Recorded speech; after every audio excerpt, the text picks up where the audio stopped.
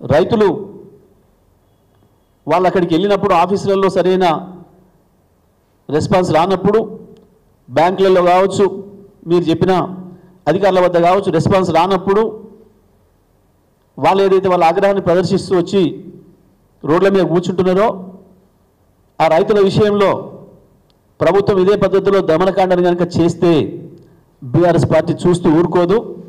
రైతుల తరఫున ఎటువంటి యుద్ధం చేయడానికైనా సిద్ధంగా ఉంది.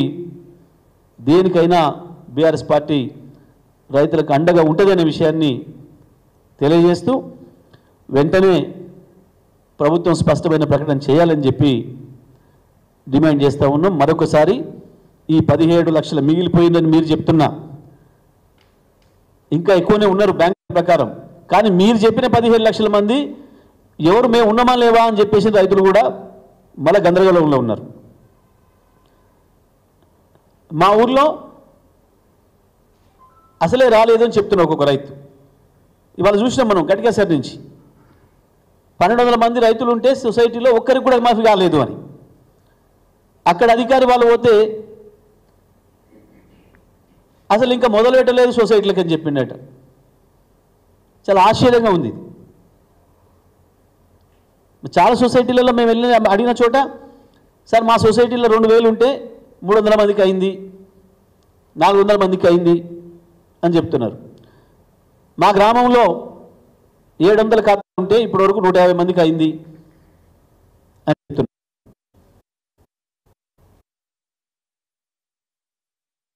మొదలు పెట్టలేదు, మొదలు పెట్టడానికి వస్తాయని చెప్తున్నాడట.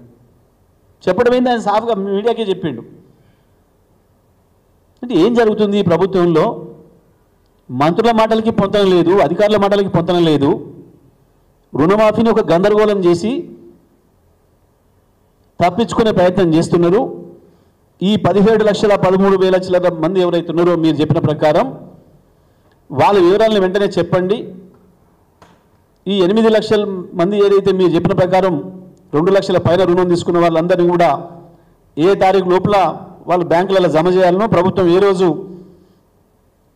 తను ఇవ్వాల్సిన 2 లక్షలు జమ చేస్తుందో రైతాంగం స్పష్టతనివ్వండి.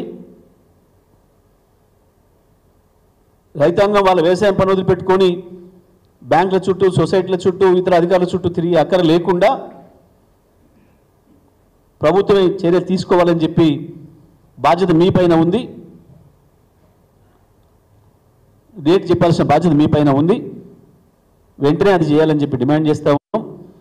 దీని ద్వారా ముఖ్యమంత్రి చెప్పిన మాటల అబద్ధాలని, రుణమాఫీ మొత్తం చేసినమనే మాట మాట్లాడితే అది వాళ్ళకి సిగ్గుచేటైన విషయాన్ని కూడా గుర్తుపెట్టుకోవాలని చెప్పి తెలియజేస్తూ రైతులపైన పోలీసులు చేస్తున్న దమనకాండను ఆపాలని, వెంటనే దీనిపైన ఒక శ్వేతపత్రం ప్రభుత్వం వెంటనే విడుదల చేయాలి.